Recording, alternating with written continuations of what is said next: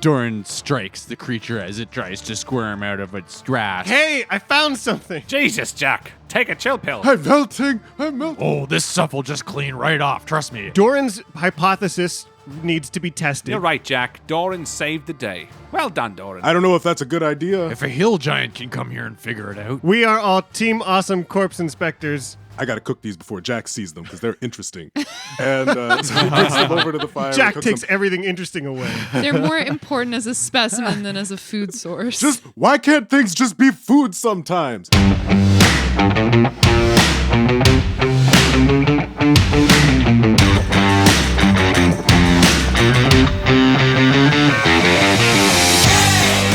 Welcome back to Dice Shame. This is episode 97, Fire in Your Belly.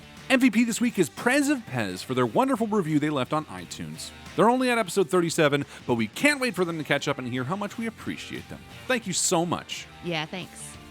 This week we wanted to shout out our dedicated crew of memers. There are a couple of you who listen every week and immediately start in hours after the episode launches with primo golden memes. They're hilarious. And so thank you to Mosey, Doug, Rain, but especially to the uber prolific meme lords, Colin Burkhart and Connor Bullins, for the hilarious content. We've been dropping some of the older images on Twitter to avoid spoilers for the newer episodes, so go check them out. Primo memes, dudes. All right, shall we do this? Yeah, let's do it.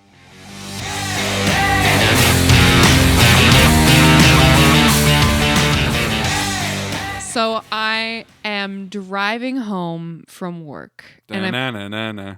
almost home. I'm right around the corner and I'm like so stoked. I'm almost there. And I come to a four-way intersection. Da-na-na-na-na. Yeah, you're blowing off the meter here, darling. We want you to tell us the story like the blues. I can't. It's not the blues. But I'm Da-na-na-na-na. going to tell It's you. not a sad story. It's not the blues. It's not the blues. No. I'll leave it to you guys to judge. All right, what's up? So I'm trying to tell you about the traffic. Yeah. Da-da-da-da-da. Motherfuckers. Oh my God. Sorry, Joe. I Tell us, can't please. even. Okay, Traffic. all right, we're done. There's a pickup truck in front of me, and he's signaling that he's going to turn left, and he's starting to turn right. No. And Chaos. I'm like, That's I the just worst. sit back, Nope. like all fucking ready to watch this fool turn the wrong way at the stop sign. And the bases are loaded. There's cars waiting in all directions for this guy to do his dumb turn.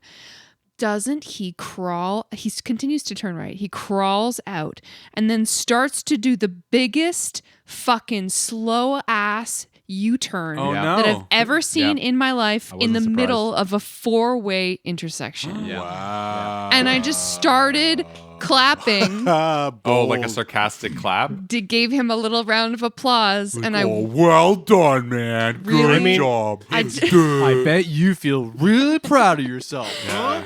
and in my mind, everyone else, all the other drivers were also applauding, but none Oh, of them yeah. saw me do my They're cool applauding you, sarcasm. though. I had a very similar thing happen to me today, except it was a three-way stop, and there was just me and this other guy, and we both had to turn. So he signals he's turning left. Great. So I pulled up. I'm turning right. There's space for two cars.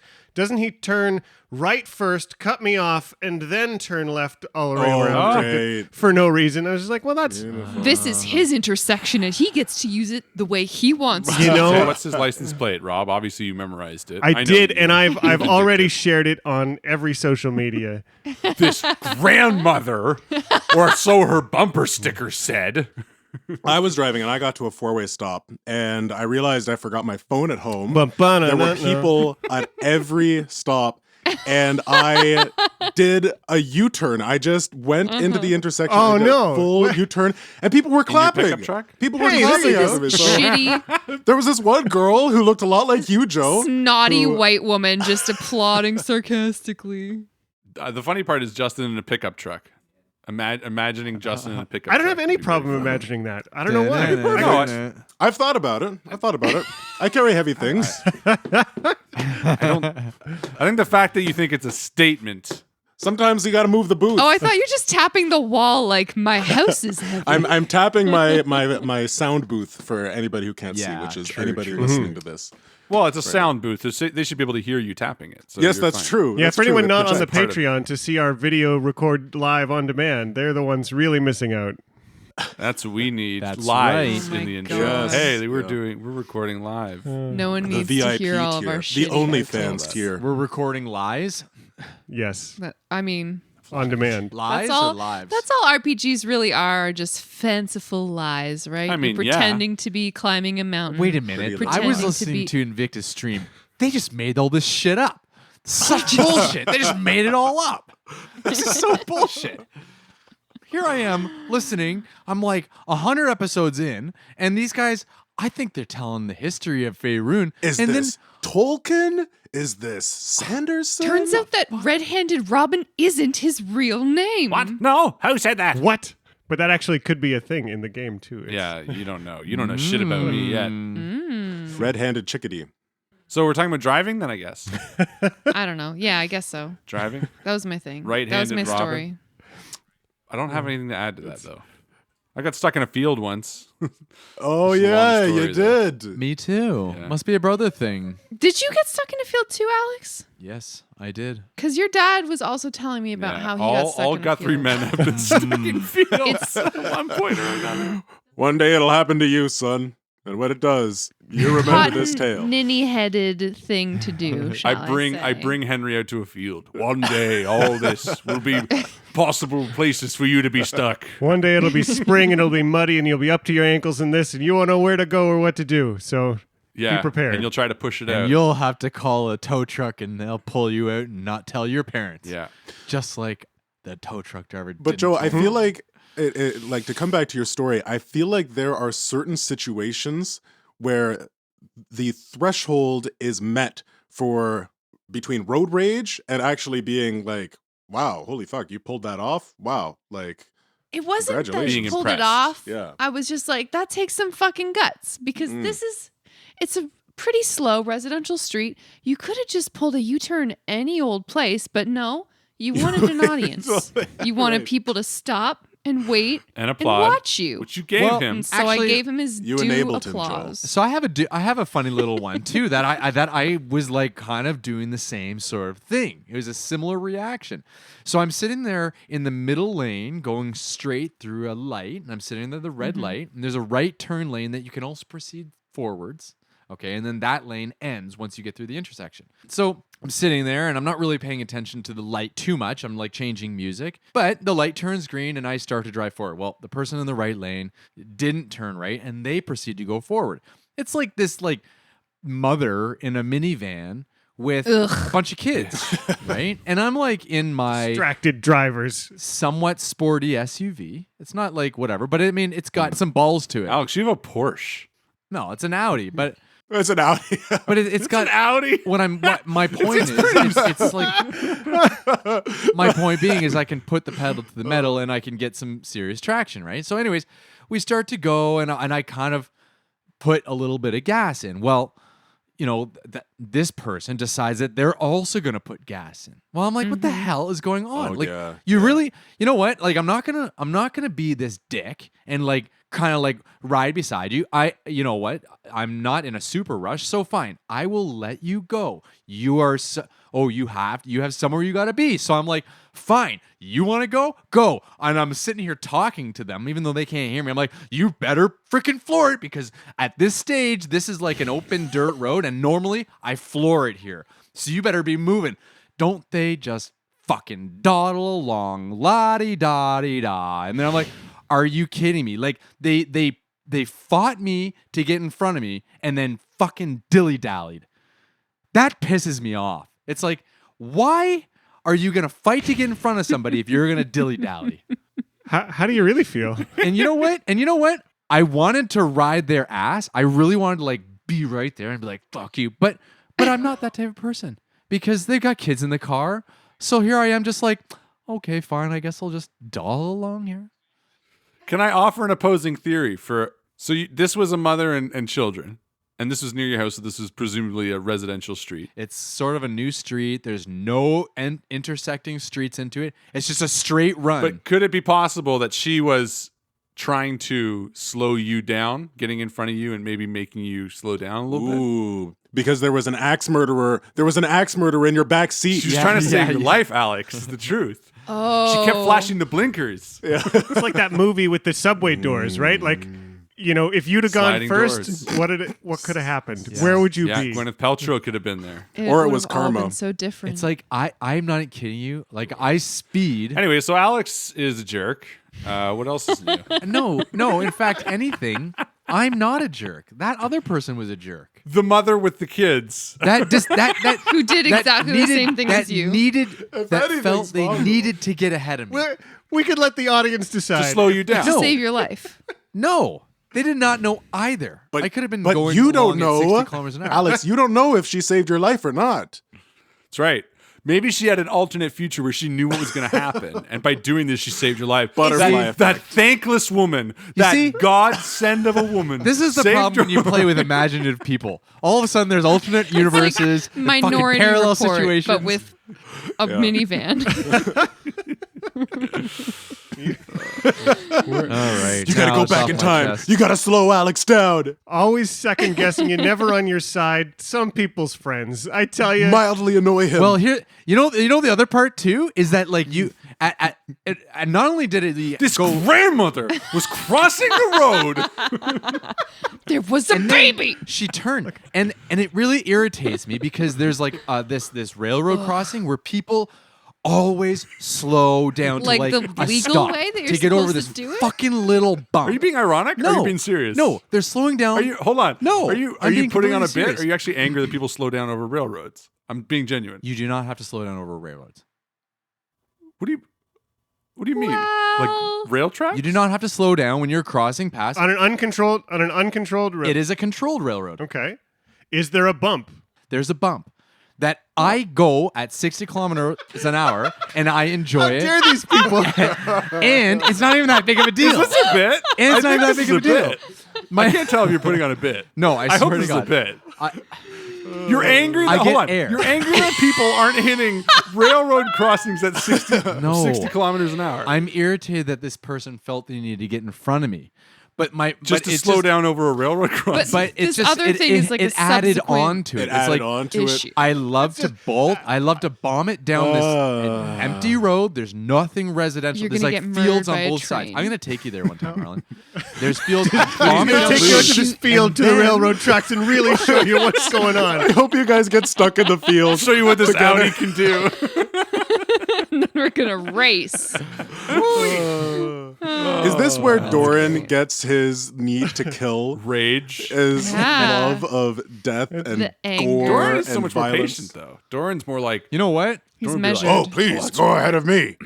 Doran doesn't have rage. Doran is not Alex. I can't remember where I was going with this point, but Cut in your quote. Doran is not a smart dwarf. yes. Doran is, but he is. Deep within the eye of the All-Father, the giant's feasting hall is pleasantly warm from the raging fire captured within a bowl-shaped basin in the center of the room. Arranged around the fire pit are several tables and benches carved from granite, under one of which lies the fire-breathing, many-legged thing that just ate Kraloth. So, Kraloth, you are unconscious, but also you are, blinded and restrained. Yeah. And just having a bad day. And you're having a terrible time. Really? Just like Then Really? the creature is going to try to escape from you.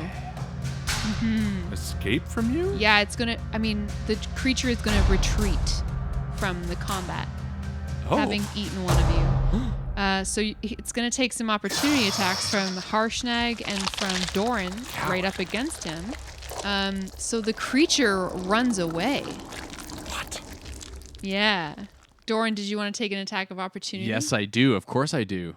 I'm barely All in right, this do it. battle. I gotta get in there anywhere I can. Do it, Doran. Doran strikes the creature as it tries to squirm out of its grasp, and of course hits it with a 24, Nice. Yeah, you Doing- do. Nice. 18 damage. Whoa. Slashing. The most heroic thing I've ever seen. Doran, Yeah. as this creature tries to just writhe away I and stab it in the back. yeah, you, Sorry.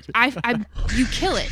I'm picturing Oh, you nice. like crawling up on top of it, and as it's like escaping underneath the table, Doran just starts like hacking away at it, and no, you don't. you split its body down the side, and as the creature dies in its death throes, Kraloth's body just like spills out onto the stone floor in a pool of like molten hot ichor. Amazing. Woo! Go Doran! Nice. Red just jumps down off the top of this and runs over to the body. And as he lands, the ice mantle shatters around him. And he just runs over to his friend who's now on the floor. And he like grabs his head. He's like, it's okay, buddy. It's okay. And he like feeds him a health potion. Nice. We got you back, big guy. Thank God you're alive. Yeah, man, why am I sticky? Ugh. Hey, is it dead? Yeah, it's dead. Ugh. I've been used as bait before. Wouldn't be the first time, won't be the last. Thanks for taking care of it. Come on, soldier, back on your feet. And Red helps you up. Doran kind of walks over and starts wiping away the goop that's on you. Oh, this stuff will just clean right off. Trust me. Oh, You can wash anything off. I know it well. And he's like, Don, you're putting more dirt on him. Clean your hands first, you monster. Let me help. And I creep down, and like, there's hair on you now, and there's like hair and dirt from Doran and Red, just like blood sticking to this goop. blood gut. yeah. Give me some room. I'm fine. Where's Jackson? Jackson is sitting up on top of the far slab in the southern half of the room, pacing back and forth fretfully and stretching his wings, looking like he wants to come down to see you, but he's afraid of all the commotion. It's all right, little bro. Come on. And Kraloth holds out his hands and gestures to Jackson. But you're like 200 feet away. He flies across the room back into your arms, this little black all right. missile of fur He's like, and love. yeah, he's like walking towards him. Yeah. Let's look around this room and then get the hell out of here. Yeah. And Red will walk over to the brazier. I don't think we ever actually explored it. And can I walk up and do a perception, see what it looks like? I mean, yeah, Doran took a pretty good look at it. Oh, So sorry. did you. Then you know what? I'll walk over to where the serpent seemed to have been hiding. And I just want to look around that area to see if he was either guarding something or... It's gross. There are like these huge chitinous plates that are semi-translucent. It looks like the creature maybe had molted here or something. Cool. So it's like a weird like serpent creature's nest. I rifle basically. through this nest as Ew. well as the body to see if there's anything of interest. Eggs. What the heck was it eating over here? I mean, this place was locked up. Red reaches down and breaks off a piece of the molten chitin and just feeds it to Shale, who's still been like tucked against his breast. He's like, "Here you go, Shale. A little bit of food for you." Gross. And yeah, he rifles through this and the body. Yeah, you don't find anything interesting All right. apart from this creature's exoskeleton. I think Jack's main interest walking around the room is just to investigate, to see if he can, find anything that catches his eye that's obvious, but to see if there's any evidence of like how long ago people were in this room and used it as a mess hall, or like how long has it been sealed up behind ice. For sure. If you're interested, Harshnag can give you a boost up onto the tabletops. Yeah, I think definitely the sort of thing I would recruit Harshnag in, just for that extra giant context. You see that atop the southernmost slab, there are some neat stacks of plates and goblets that had been left here. And as Harshnag assists you in the approach, you see that they are all green and black with oxidation. Additionally, now that you're here on top of this slab, you feel like a little bit of weird texture underneath your boots. Like it's like a kind of sticky feeling, like maybe the residue of like fat or blood stains here. Gross. Those plates are super cool. Just for Jack's got a weird fascination with the way people eat and what the tools they use. But yeah, I think he's walking through the like gross drippings from centuries ago to go see if these ancient plates that are stacked neatly, and that says something about the culture of the mess hall. I wouldn't have thought giant mess hall, let's do the dishes before we leave. So that's kind of fun. As you finish striding through this strange array of giant-sized dishes, things that would easily hold you if you were laying down on them, you spot a glint, something standing up against the southern side of this slab, a glint of metal. Hey, Harshnag, what do you make of that? Let's go take a look. And as you and Harshnag round the corner of this southernmost slab, you spy the missing weapon from the main statue chamber, the giant axe that belongs in the hands of the frost giant. Hey-o. Way to find it, boys. Sweet. Jack sets off a little firework minor illusion in the far side of the room. You're like, hey, I found something. Can we take a short rest while we're kind of investigating this? You guys want to spend an hour just hanging out in the feast hall? That would be great. Yep. Absolutely. I'll go see what Jack wants. And I will stay here with Kraylon, I guess. Thanks, buddy. I appreciate the company, Doran. Hey, Jack, what'd you find, bud? Nice fireworks. You've been practicing. Thanks. Red, look at this axe. It's the giant axe from the statue out there, I think. Whoa! Yeah. Cool. That's all. I don't know if that's related to the puzzle or the mystery or how we're gonna get. Oh, most through definitely. All right. You figured it out, buddy. Good job. Here, come here. It's a And I go to give Jack a hug. All right. Oh. Not romantic, just a nice friendly hug. So this axe, it's steel, and it weighs 750 pounds. So Harshnag picks it up, I presume. Yeah. Yep. You turn it over, Harshnag, just to see the other side. He turns it over. It's the same on the other side. Mirror axe. Should we ask him to wait to put it in just in case something triggers right away? Yeah. Seems like Kraloth wants to take a long rest. Maybe we should just wait to put it back into the giant statues. Short rest. Maybe just a short one. Yeah, what'll I say? Long long one. one. Sorry. Harshnag nods. He's like, okay. Good find, Jack. Should we look around and see what other kind of mysteries are in this room? Sure. Take a look. If you can find something else. I just wanted to hang out with you. I'm just going to follow you around. This room is mostly unadorned. It seems to be kind of just a functional feasting hall rather than a ceremonial chamber. And so that's how you can see they cleaned the plates in the fire over there before they stacked them at the end of the table. Isn't that an interesting, end of meal thing the giants must have done? Yeah, totally. Yeah. That's so strange. What's strange about it? And Kraloth walks over and he picks up one of these plates. And they're huge, right? Like they're like shield sized, right? Yeah, I figured definitely. You were saying that to Red, though, right? You guys were setting up camp and we're like walking around. Yeah. I do love the idea that just he explains it to Red and then sees Kraloth's ears pick up and just starts speaking of that to that side of the room, talking a little louder. Yeah. I'm listening. They're pretty neat, actually. Look at the size of this thing, Doran. And he places it down, and it is like a shield. It's made of copper. Yeah, made of metal that's rusted or oxidized.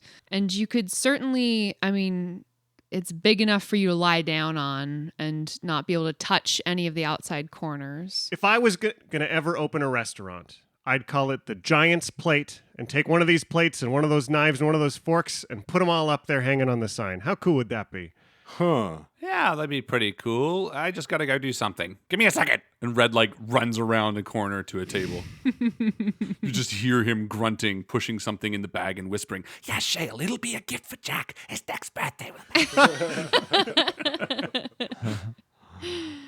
Cool.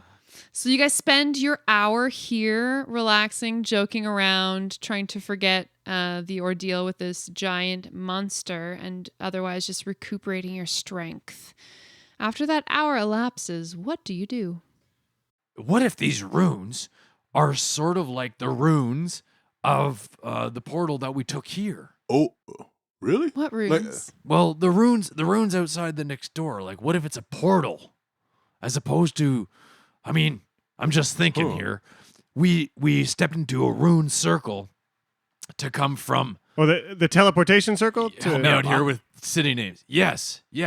Oh, yeah, Dorian. Yeah, okay. Let me tell you, teleportation circles. You're right. You do need to know the right key to get to fixate on them for sure. Absolutely, could be something related to that. It's definitely magical. We know that. Doran, good job. Jack seemed to like that idea. That means it's a good idea. Well- Look at you. I'm so proud of you. Well, thanks. And while this is happening, Kraloth has cooked a little bit of snails, some escargot he's made, just Oh. like campfire Wow. escargot. And this is special. This is part of my chef feat. Oh, I That- love it. As part of a short rest, I can make special food and I can make food for creatures equal to 4 plus proficiency bonus. So any creature that spends hit dice at a short rest gets to roll an extra 1d8. Fuck yeah. So I definitely Excellent. gobble one down.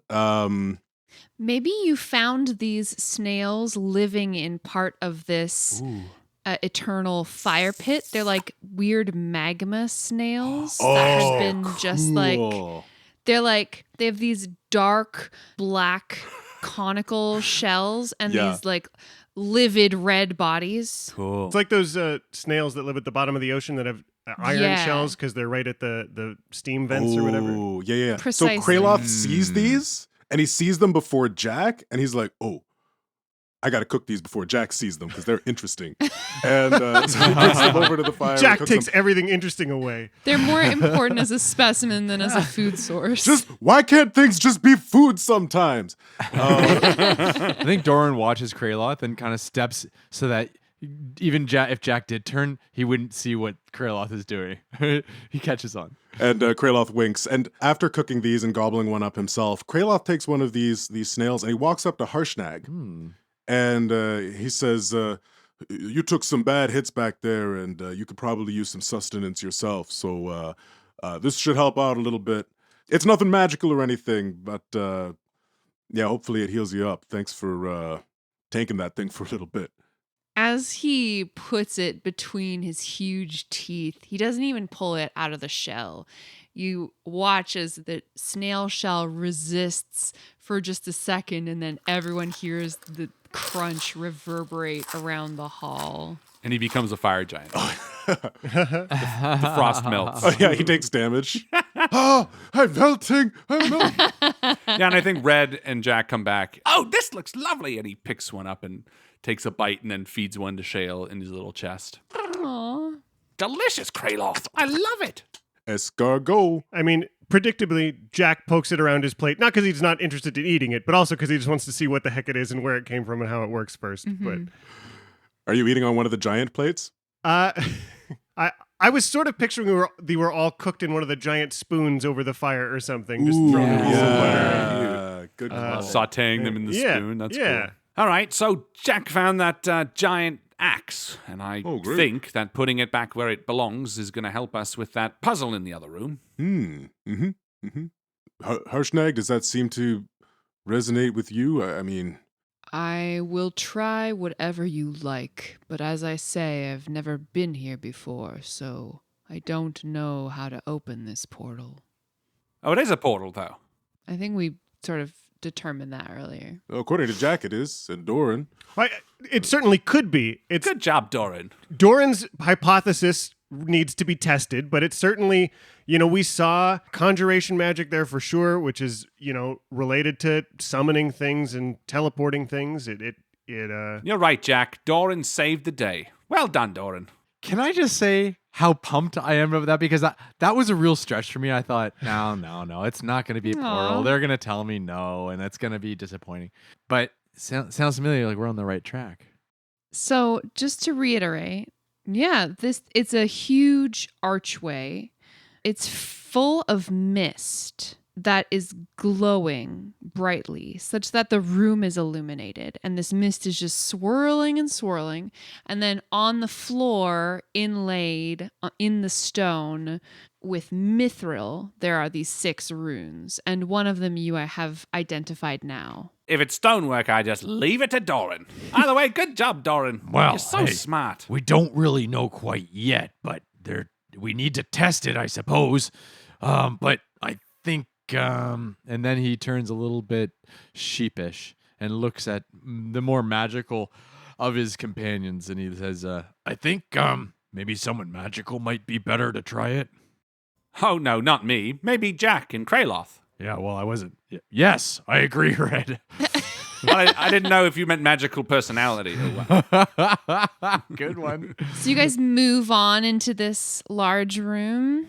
We need to get in the mindset of giants. And maybe Harshnag, this is where you can help us out the most, because this is a place designed for giants. I think you even said all giants know where this place is somehow, but if everybody knows how to get here, how it works must feel somehow intuitive to you. Yeah, you make a really good point, Jack. If a hill giant can come here and figure it out, Well, then I feel like a little embarrassed that it's taken us this long.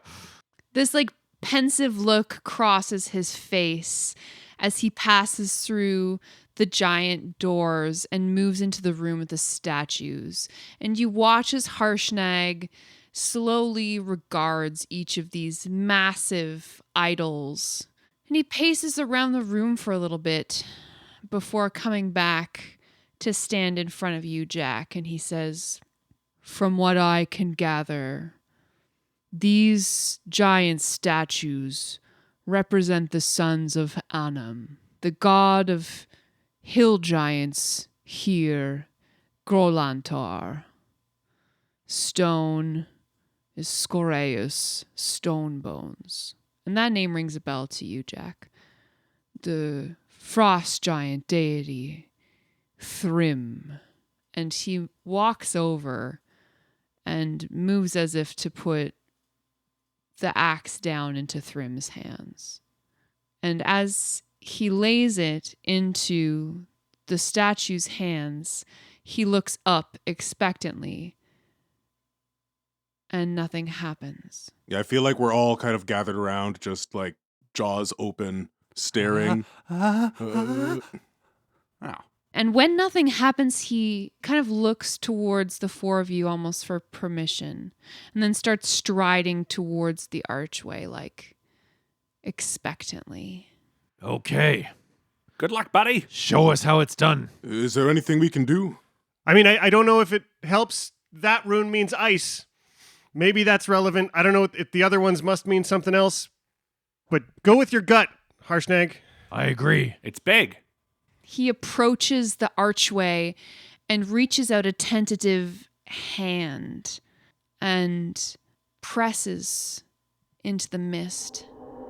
And then he retrieves his hand and shakes his head. "It's stone beyond the mist. The portal is not open." Ah. Okay. Well, at least you're not hurt. Did anything change in the room at all when he placed the axe? Did the color change? Did any of the sigils light up? Nope. Okay. Harshnag, can any of the other weapons be removed, or is it just Thryms? Thryms? How do you, I get that? I get the giantish on it for me. I missed the name. A little bit. I want Thrym. Is it? He moves over to another one of these giant idols. He says, "Stronmaus of the storm giants." And he sort of nods respectfully and picks up the statue's adamantine trident. It comes away easily from the statue's hands. Oh. Okay. Does it seem like all of the weapons are in the appropriate slots? He looks around and then nods slowly at you. "Yes, if my recollection of legend is to be believed as whole, then everything seems to be in order here." So, I wonder then, how did that axe get in the dining hall? Did someone remove it, or That, I would say, Red could certainly roll on. let me think on that for a second, my friend.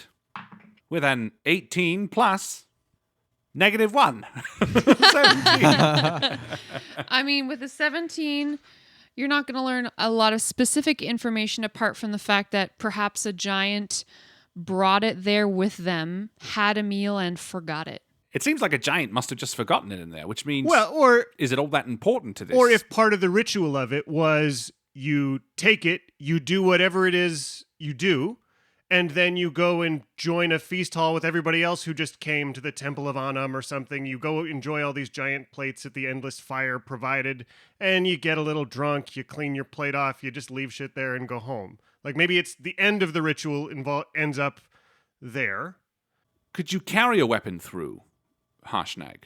Maybe you need to be holding the power of the weapon to enter. If all of these weapons are removable, maybe all it takes is one of the appropriate giant type, i.e. Harshnag removing the frost weapon, to carry it through. Yeah, that's a good So- idea, Red. Maybe you could try tapping through with the axe and seeing if it's still stone behind there. So Harshnag again strides over to Thrym, relieves this huge statue of the steel great axe, and moves toward this misty archway.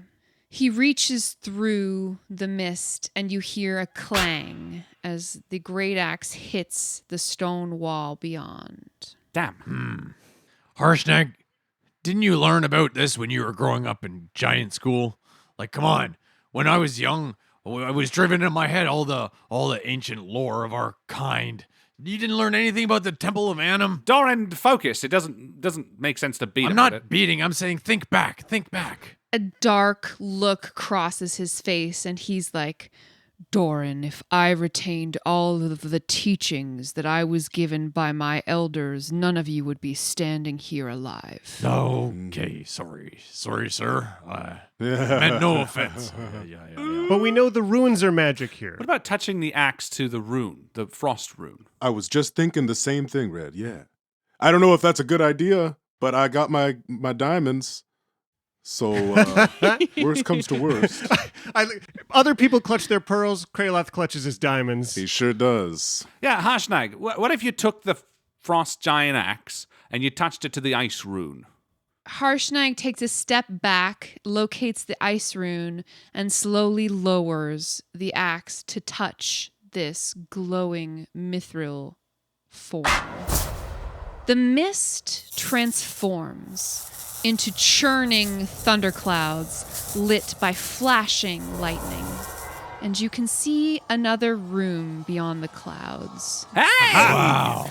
Jack jumps up and down and just shouts, "Ha-ha!" Good job, guys. we You did solved it. And then like, I knew it! Hey, all right. Doran just gives a gaze in awe at Kraloth and then Harshnag. Ouch. Why me? Why are you looking at me? Because you Kraloth is just petting Jackson. Just like, I was so supportive of Doran when he had the toilet port idea. And Doran's like, wasn't it great job, Kraloth. was it Red? I'm sorry. Back it up. no, Ben. this was Sorry. Red's idea. He just gives a big wow at Red. I do like that. Wow. Way to go. And he kind of puts his hand on your back. Yeah, Kraloth points at Red. And Harshnag's like, what? I don't get a wow? Everyone gets a wow. This is a group wow. All right. What about Jackson? Steven. Meow. Meow. What about Rob? Who's Rob? What about Jeff? Jack bends over and pets Kieran on the head and said, "Let's go before it closes." Quickly, everyone. And we Yeah. run through the portal. Beyond the thundering archway lies a hexagonal chamber whose walls rise 50 feet before tapering to a 90-foot-high apex. Standing in each corner of the room is a life-size statue of a giant, holding up a heavy iron lantern with one raised arm. Each type of giant is represented: hill, stone, frost, fire, cloud, and storm, in case somehow you'd forgotten them. They're archetypical depictions of these figures. They're not the same as the godly deities that you had seen in the previous room, and much smaller. A cold, magical light radiates from each lantern that they're holding, illuminating a giant corpse lying on the floor beneath a shroud of frost in the middle of the room. Jack's running into the room and sees this corpse and like full stop tries to back up, and it's slippery and icy, and he's trying to catch his balance before he like crashes into Red or Kraloth coming up behind him. Oh, She's that's like, good. I like it. Clang. Jesus, Jack. Oh, Take a easy chill there. pill. It's like a Three Stooges sort of situation here. I got real excited about science, and then Why, Here, Red, can you hold Jackson for a minute? I'm gonna prepare detect magic. Of course, buddy. And I picture, it so doesn't make sense, but I want the cat to be like, like scratching all over me and like trying to climb away. And I'm like, come, cats it's do. fine, Jack. Oh, it's because I have Shale. That's Yeah. why. Oh yes, Because yeah, I'm that's holding why. Shale, Jackson is like trying to claw away from me the whole time. Like, it's okay, just stay still. Come on. it's Thanks, fine." buddy.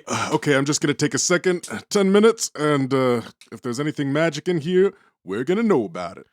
well, if you're taking 10 minutes, let's get some language going, just in case. I didn't Take want a to be the second, one, but 10 minutes. But you know, just a quick 10-minute little ritual break. Hope nobody minds. There's a giant corpse Excellent. over there, is all you know. Jack is like sweating as he's looking at this, all of these new things to look at. He didn't want to be the one, but he's so excited for somebody else to be like, "Can we take a break?" To It's all good. I'll do my primeval awareness. Here, Doran. And I hand Jackson to Doran, who equally is trying to claw away, and I just flop down. And I'm going to do primeval awareness to see if there's any giants within a 5-mile radius. There are no giants apart from Harshnag within a 5-mile radius. Well, these aren't real, just super still giants. They're statues. FYI. Sweet. Great. All right. And that one's really dead. Doran, do you want to do anything for 10 minutes? Yes, I want to do my stone cunning investigation on these statues. Like, are they possibly frozen in time? Roll for it. So that's going to be a 10. Yeah, I think maybe because you're trying, and I mean, correct me if I'm wrong, but maybe because you're trying to keep your distance so that your friends can finish their rituals before you approach. And Jackson is clawing at his beard the Yes. whole time. Yeah. Because of the tressum that's just Stop irritating you. Yeah. You're not really able to discern anything additional about these statues. They're covered in frost. And Jackson paws at your nose. Frosty statues. Boomf, boomf. Kraloth and Jack's rituals activate. Mine first. No, mine. Woomph, woomph. I like that. It's not a race. Do you like that? All right. So if there's any magical traps, we should be able to see them. And Kraloth tentatively starts moving forward with his shield out. I'll join them just to be buddies. Kraloth, immediately you reveal an aura of divination magic throughout the room. It's thick in the air, on Okay. every surface, in every dimension of the room. Do you So we- see anything, Kraloth? Yeah, we got some divination magic. It's like a beautiful golden light. I mean, if you're going to an oracle, I would hope they had some divination magic going on, so we could be getting pretty close here. This might have some answers for us. It seems to permeate the entire room pretty much. We've been standing in it this whole time. What? It's all around us? Red, see if you can spot any mechanical traps. Good thinking. I'll do a perception. We should find out what killed that giant in the middle of the room, because that could be a danger to us, Yeah. whatever that was. That's a good maybe point. not stand right on top of the giant over the center of the room, because That's where they drop the boulders. maybe there's a big spike underneath that giant that we just don't see. They drop a stone from the roof and then just raise it up slowly, and then it falls again. Yeah, right. I mean, you say that like it's not a trap that you had actually detected earlier on in the You know- dungeon. That's very true. I'm going to roll a perception, and that's an 18. Nice. Okay. I'll tell you what I see, Kraloth. You don't notice a whole lot from where you're standing in the entranceway of this room, Red, apart from the fact that there are no runes on the inside of this doorway. There's no runes with an N. There's no runes on the inside of this doorway, so one-way portal. If I look back, is the portal still open? Yes. Yeah. It doesn't look like we can conjure it from this side, so maybe we got to be quick. Kraloth nods. You know, does the corpse on the floor look like a frost giant corpse? You would have to get closer to find I'll out. do it. I'm unabashed. You know, if you're heading up there, I'm right behind you. Well, Kraloth is going to move forward as well. Same here. Yeah, we all move forward towards Look, it. we'll all do it together. You We all all go in a line. link Yeah. arms. We link arms. And I kind of like approach. that. Team Corpse Inspectors are all of us now. No, Yeah. Team Awesome Boys are all of us now. I don't have to inspect a corpse, but I'm always awesome. We are all Team Awesome Corpse Inspectors. Boys, corpse inspector. Harshnag boys. standing behind you with his arm crossed, looking really cool. And he's got sunglasses on for no reason. So we all walk up, and I just want to get close enough to see if it's a frost giant corpse. It appears to have been here for some time, preserved by the cold. As you approach, you notice that next to the body, there is a giant frost-covered morning star. And then your vision doubles. The giant's body appears to shift. It gains a translucent cast, and then a ghostly duplicate rises up out of the frozen body, animated. It looks around at the four of you with a quizzical expression, blinking its huge blank eyes as if waking from a dream. Small folk, what are you doing here in this divine place?